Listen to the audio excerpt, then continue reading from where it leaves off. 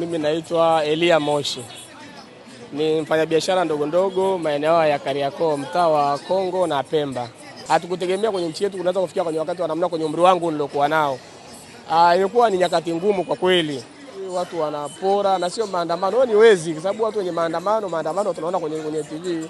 Hakuna mtu anayebaki cha mtu anaandamana labda anaenda mahali wanadai kitu chao. Haki zinadaiwa namna ile. Lakini sasa hii haikuwa haki, ilikuwa kama ujambazi fulani unafanyika.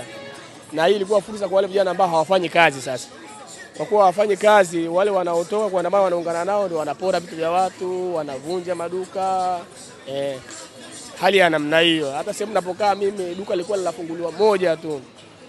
Tulinunua biashara siku ile ya Ijumaa. Unga, mchele alipofungua tuligombea vimeisha, hakuna tena chakula. Kwa hiyo hali kweli ilikuwa ngumu. Kweli mimi nimeathirika kiasi kikubwa maana mimi toka Jumanne ile Jumatano sio kupiga kura sikuwepo. Kariakoo nilikuwa kwenye sehemu niliyojiandikisha kupiga kura kwa sababu mimi naishi nje ya Kariakoo. Naishi Gongo la Mboto. Kwa hiyo nilikuwa nyumbani toka Jumanne. Kwa hiyo Jumanne mpaka leo ndo nimerudi Kariakoo. Athari zimekuwa kubwa kwa sababu sisi tunategemea uchumi wetu si ni mdogo wa kutoka mtu ndio upate kula. Kwa hiyo sisi tumepata athari kubwa sana kwa sababu vyakula hata kule tunapokaa sehemu tunapokaa bei zimepanda na sisi sio watu wa kuweka akiba ya vyakula, tunategemea tutoke tunanunua kilo moja ya unga, mboga watu wanakula. Sasa ile kuweka akiba ya chakula hatakuwa na utaratibu huo, hatuna utaratibu huo kama wa matching. Kwa hiyo tumekuwa na wakati mgumu kwa mazingira namna hiyo. Kwa hiyo toka Jumatano utaona Jumatano tumepiga kura tukarudi nyumbani. Tukijua labda Alhamisi tutaamka. Akiba ilikuwa ni ya siku moja tu ile siku ambayo hatufanyi kazi siku ya uchaguzi. Kwa hiyo tukijua Alhamisi tutaamka kwenye kazi zetu. Tukiamka Alhamisi tayari na zuio la kutokuja kufanya biashara zetu. Kutoka Alhamisi hatuna akiba ya vyakula, hatuna nini.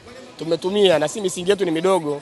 Kwa hiyo tumekula hata kile tulikuwa nacho ambacho ni msingi wa kufanyia kazi, tumekula, tumetumia kile. Kwa hiyo tutaanza kwenye mazingira magumu mpaka kurudi hapa tulipokuwa tunatumia muda mrefu.